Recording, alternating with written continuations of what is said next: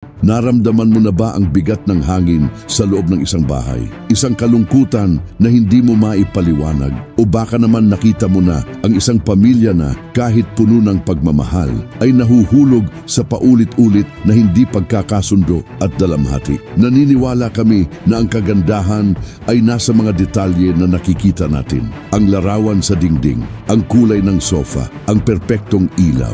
Pero paano kung ang tunay na kwento ay nasa mga bagay na hindi natin nakikita? Isang kwento na isinasalaysay ng mga kulay, ng katahimikan at ng mga emosyon na umaalingaw-ngaw sa bawat sulok ng bahay. Ngayon, isasabak natin ang ating sarili sa isa sa mga kwentong ito na hinikayat ng mga aral ng isang santo na nakakakita sa kabila ng nakikita ng mata. Si San Padre Pio, isang lalaki na nagturo sa atin na ang mundo ng espiritu at ang pisikal na mundo ay laging magkakasama. Sa isang maliit na bayan sa probinsya, may isang batang babae na nagngangalang Catarina. Matapos manahin ang bahay ng kanyang lola, nagdesisyon siyang lumipat doon kasama ang kanyang asawang si Samuel at ang kanilang munting anak na si Mateus. Ang bahay ay isang makasaysayang hiyas, pero may isang bagay dito na parang hindi tama. Ang mga dingding ng pangunahing sala ay pininturahan ng kulay alak, halos itim, isang pagpili na ayon sa kanyang lola ay nagdudulot ng kalmado at karangalan. Pero para kay Catarina, ang kulay ay parang nakakasakal.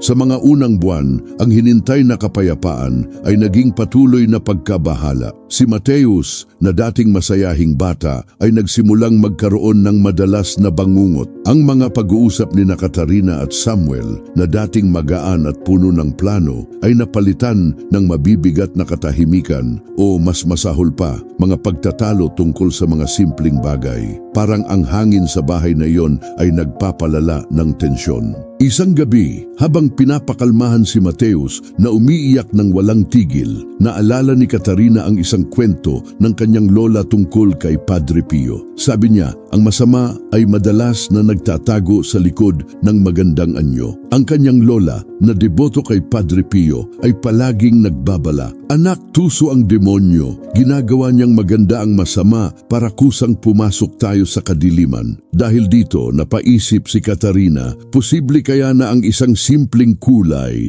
isang pagpili ng disenyo, ang ugat ng ganitong kaguluhan. Naintriga, nagpasya si Catarina na maghanap ng karagdagang impormasyon. Pakiramdam niya ay nabubuhay siya sa anino at gusto niyang maunawaan kung saan nanggagaling ang kadilimang iyon. Sa isang pag-uusap sa matandang kaibigan ng kanyang lola, isang babaeng malapit sa simbahan at hinanga rin si Padre Pio, narinig niya ang isang bagay na tumama sa kanyang puso. Ang kaibigan na nakaupo sa gilid ng sofa ay nagsalita sa mahinang tono at puno ng pag-iisip. Itinuro sa atin ni Padre Pio na tingnan ang mundo gamit ang puso, hindi lang ang mata, at ipinapakita ng Biblia na ganoon din ang ginagawa ng Diyos. Isipin mo ang tabernakulo. Ang banal na lugar na iyon ay itinayo gamit ang mga partikular na kulay, asul, lila at pula. Ang bawat kulay ay hindi basta napili. Ito ay sumisimbolo sa kabanalan at presensya ng Diyos. Sa kabilang banda,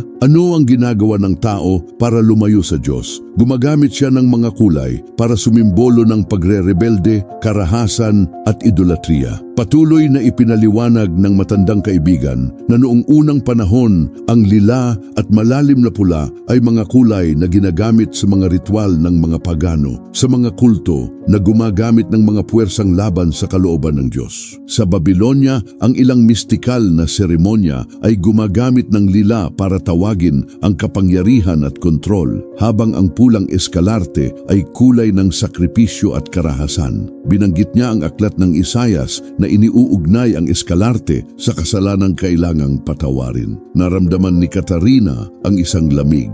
Hindi siya masyadong mapamahiin, pero pakiramdam niya ay may katotohanan sa sinabi ng kaibigan. Ang bigat na nararamdaman niya sa bahay, ang pagkabahala ni Samuel at ang mga bangungot ni Mateus, baka hindi ito nagkataon lamang. Baka ang kapaligiran ay sa isang banayad na paraan umaalingaw-ngaw ng enerhiyang hindi mula sa Diyos. Alam ni Catarina na kailangan niyang kumilos. Lumuhod siya at nagdasal kay Padre Pio, humihingi ng karunungan at lakas ng loob. Kaya naman, nagpasya sina Catarina at Samuel na mag-eksperimento. Pinili nila ang kwarto ni Mateus bilang unang babaguhin. Sa halip na ang madilim na kulay na pinili ng lola, pininturahan nila ang mga dingding ng asul na parang langit. Isang kulay na para kay Catarina ay pinakamalapit sa kapayapaan ng Diyos. Agad ang resulta. Naging santuwaryo ng pamilya ang kwarto. Nagsimulang matulog ng buong gabi si Mateus at naramdaman ng mag-asawa na sa bawat araw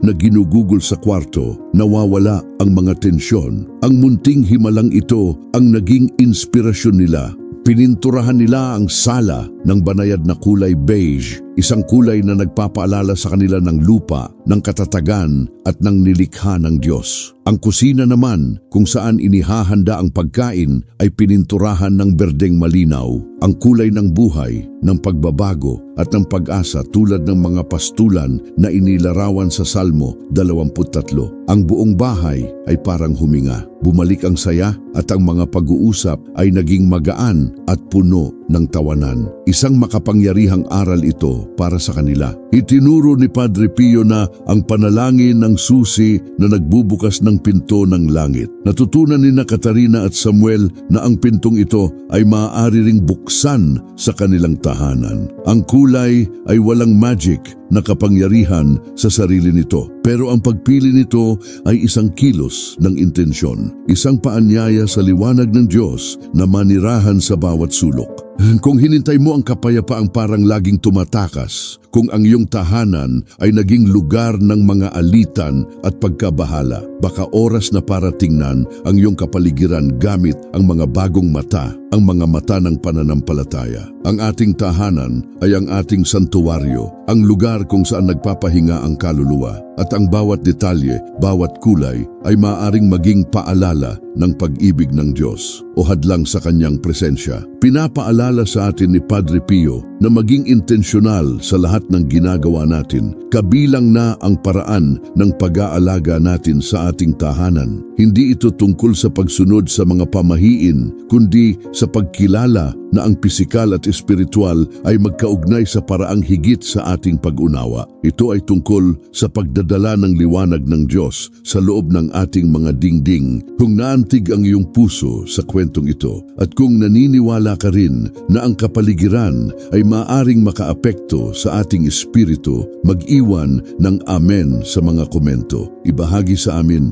naramdaman mo na ba ang ibang enerhiya sa isang lugar? Anong kulay para sa iyo ang sumisimbolo sa kapayapaan ng Diyos? Ang iyong kwento ay maaaring maging inspirasyon na kailangan ng iba. Sumisid pa tayo ng mas malalim sa mga kulay na, ayon sa mga espiritual na aral at simbolismo ng Kristyanismo, ay maaaring gawing santuwaryo ng kapayapaan ang ating mga tahanan. Una, ang puti. Sa Biblia, ang puti ang pinakamataas na simbolo ng kadalisayan at liwanag. Sa aklat ng Apokalipsis, ang mga santo ay nakasuot ng pinong lino na puti na sumisimbolo ng katarungan at pagtubos. Ang tahanan na may puting dingding ay nagiging paanyaya sa liwanag ng Diyos na nagpapalayas sa mga anino ng dalamhati at pang-aapi. Nagdudulot ito ng pakiramdam ng kalinawan, ng bagong simula, tulad ng niyebeng nagpupuripika sa lupa. Pangalawa, ang banayad na asul. Ang asul, lalo na ang asul na parang langit, ay malalim na konektado sa banal.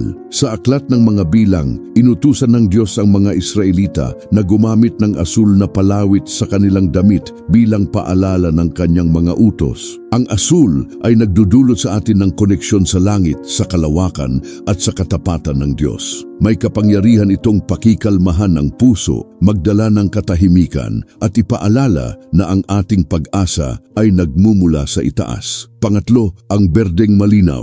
Ang berde ang kulay ng buhay, ng pag-asa at ng pagpapanibago. Inilarawan ng Salmo 23 ang mga berdeng pastulan, isang lugar ng pahinga at probisyon. Ang haplos ng berdeng malinaw sa ating tahanan, sa mga dingding man o sa mga halaman ay nagpapaalala ng patuloy na pagpapanibago na inaalok ng Diyos. Ito ay paalala na kahit sa mahihirap na panahon, ang buhay ay namumulaklak at ang espiritu ay naibabalik. Pang-apat, ang beige. Ang mga kulay ng lupa tulad ng beige ay nagdudulot sa atin ng koneksyon sa nilikha. Sa Genesis, nabasa natin na hinubog ng Diyos ang tao mula sa alikabok ng lupa. Ang beige ay nagdudulot ng pakiramdam ng katatagan, ng pag-aari at ng seguridad.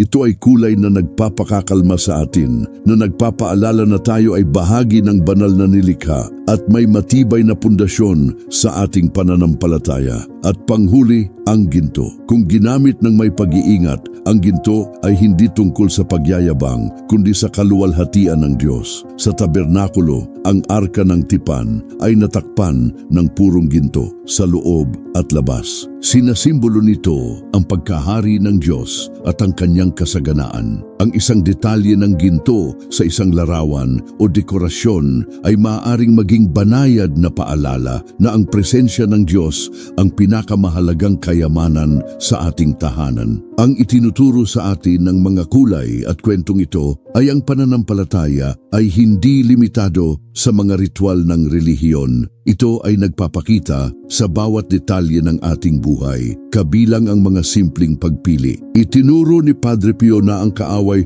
ay tuso at gumagamit kahit ng mga bagay na parang hindi mahalaga para maglagay ng hadlang sa pagitan natin at ng Diyos. Isipin si Roberto, isang manunulat na nagpintura ng kanyang opisina ng madilim na kulay abo sa pag-aakalang magdudulot ito ng focus. Sa paglipas ng panahon, napansin niya na ang mga ideya ay natigil at ang inspirasyon ay parang tumakas. Nang pinalitan niya ito ng banayad na beige, muling dumaloy ang kanyang malikhaing pag-iisip. O ang kwento ni Juliana na matapos pinturahan ang mga dingding ng kanyang apartment ng matingkad na pula, napansin na ang mga pagtatalo sa kanyang asawa ay naging madalas. Nang pinalitan niya ito ng banayad na berde, ang tahanan ay muling naging lugar ng katahimikan at kapayapaan. Hindi ito mga nagkataon lamang. Ang mga ito ay mga halimbawa ng kung paano sumasalamin ang ating kapaligiran sa ating espiritu. Ang mga hinintay natin sa ating tahanan ay dapat sumalamin sa katotohanan at katarungan ng Diyos. Kung ang mga kulay sa paligid natin ay nanggagaling sa kadiliman, dalamhati o pagre-rebelde, maaari nilang kahit banayad baguhin ang balanse ng ating tahanan. Tinatawag tayo ng Biblia na mamuhay ng may intensyon na gawin ang lahat sa pangalan ni Jesus. Kabilang dito ang paraan ng pagdedekorasyon at pag-aalaga natin sa ating mga bahay. Kung ang iyong tahanan ay naging lugar ng patuloy na tensyon, kalungkutan o kawalan ng pag-asa, baka oras na para tingnan ng mga dingding at itanong, ano ang sinasabi ng mga kulay na ito tungkol sa aking tahanan? Ang sagot ay maaaring ang unang hakbang para maibalik ang kapayapaang nais ng Diyos para sa iyo at sa iyong pamilya. Ang pamana ni Padre Pio ay nagtuturo sa atin na tingnan ng mundo ng may karunungan. Sa isang liham isinulat niya, ang demonyo ay parang asong galit na nakatali sa kadena. Kinakagat lamang tayo kung lumalapit tayo sa kanya. Ang metapora na ito ay umaabot sa ating tahanan. Kung hinintay natin ang mga elementong sumisimbolo ng kaguluhan na pumasok sa ating espasyo, para na rin tayong lumalapit sa impluensyang maaaring makasakit sa atin. Ang kwento ni Catarina at ng iba ay patunay na ang kapayapaan ng Diyos ay hindi lamang pangako para sa buhay na walang hanggan, kundi isang bagay na maaari at dapat nating hanapin sa ating pang-araw-araw na buhay. Sa Isayas, nangako ang Diyos, ang aking bayan ay tatahan sa mga tahanan ng kapayapaan, sa mga ligtas na tirahan at sa mga lugar ng pahinga. Ang pangakong ito ay para sa atin ngayon. Kung nagustuhan mo ang aming kwento at nais magpatuloy sa pagtanggap ng mga inspirasyonal na mensahe tulad nito, inaanyayahan kita na sumali sa aming komunidad. Mag-subscribe sa channel, i-activate ang bell at maging bahagi ng aming pamilya. Kung may kwento ka ng pananampalataya na nais mong ibahagi dito o isang paksa tungkol sa buhay ni Padre Pio na interesado ka, ibahagi sa amin sa mga komento. Sama-sama, makakabuo tayo ng espasyo ng liwanag. Ang pagbabago sa bahay ni Catarina ay hindi tungkol sa mahika, kundi tungkol sa kilos ng pananampalataya. Sa pagpili ng mga kulay na sumasalamin sa kapayapaan ng Diyos, hindi lamang nila binago ang itsura ng kanilang tahanan, kundi pati na rin ang espiritu nito. Ginawa nilang deklarasyon na ang espasyong iyon ay pag-aari ng Diyos at hindi sa mga impluwensyang dating nagpapabigat dito. Itinuro sa atin ni Padre Pio ang kasimplihan ng pananampalataya, at ang kasimplihan ng pananampalataya ay nasa pagtitiwala na ang Diyos ay nasa mga detalye, sa kulay ng isang dingding, sa paraan ng pagtrato natin sa isa't isa at sa mga tahimik na panalangin na ginagawa natin. Ang tahanan na dating larangan ng hindi nakikitang labanan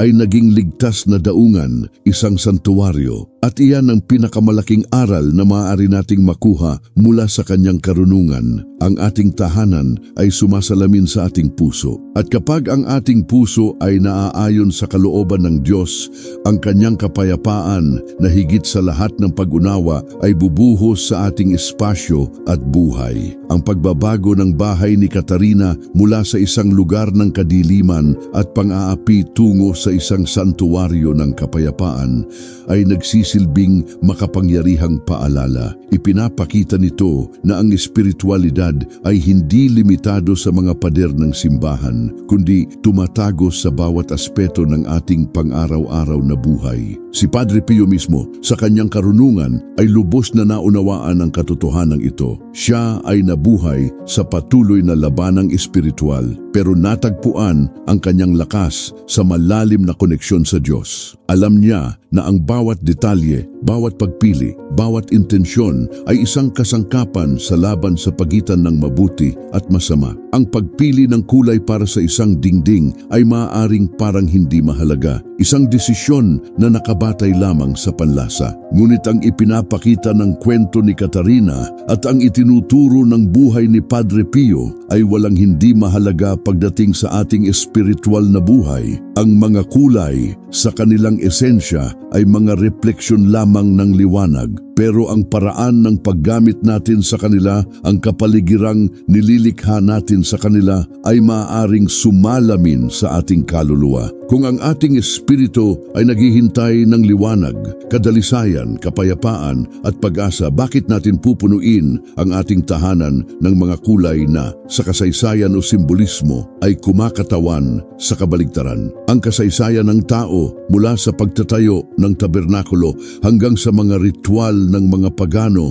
ay nagpapakita na ang mga kulay ay salamin ng ating mga intensyon. Ang puti ng lino, ang asul ng langit, ang berde ng buhay, ang beige ng nilikha, ang mga kulay na ito ay hindi lamang nakakapukaw sa mata, kundi nagpapakalma rin sa espiritu. Inuugnay nila tayo sa isang banal na kaayusan, sa isang harmonia na sinira ng kasalanan, pero maaring maibalik ng pananampalataya. Ang kwento ni Clara, isang batang artista na nagpintura ng kanyang apartment ng itim at tabo, ay isang modernong alingaw-ngaw ng mga nakita ni Padre Pio sa kanyang panahon. Ang kawalan na naramdaman niya, ang kahirapan sa pagkonekta sa pananampalataya ay mga sintomas ng isang kapaligirang hindi nagbibigay ng sustansya sa kanyang kaluluwa. Nang pinalitan niya ang mga madilim na kulay ng mga sumasalamin sa liwanag, hindi lamang niya binago ang dekorasyon, muling inayon niya ang kanyang espasyo sa kanyang pananampalataya, at doon lamang natagpuan ang liwanag ng Diyos na hinintay niya. Ang malaking aral ng ating panahon ay ang digmaang espiritual ay hindi lamang nangyayari sa mga templo o sa malalaking kaganapan. Nangyayari ito sa ating mga puso, sa ating mga isip, at sa ating mga tahanan. Sa bawat desisyong ginagawa natin, pumipili tayo ng panig. Inaanyayahan natin ang kapayapaan ng Diyos o hinintay natin ang kaguluhan ng mundo na pumasok sa ating santuwaryo. Sinabi ni Padre Pio na manalangin, umasa at huwag mag-alala. Tinuturuan niya tayong magtiwala sa Diyos at labanan ang demonyo. At ang labanang iyon ay nagsisimula sa tahanan. Nagsisimula ito sa intensyon na lumikha ng kapaligirang magiging buhay na patunay ng pag-ibig at presensya ng Diyos. Ang nakita natin ngayon ay hindi tungkol sa takot, kundi sa kapangyarihan ng pananampalataya. Hindi tungkol sa pamahiin, kundi sa karunungan. Ipinakita sa atin ni Padre Pio sa kanyang buhay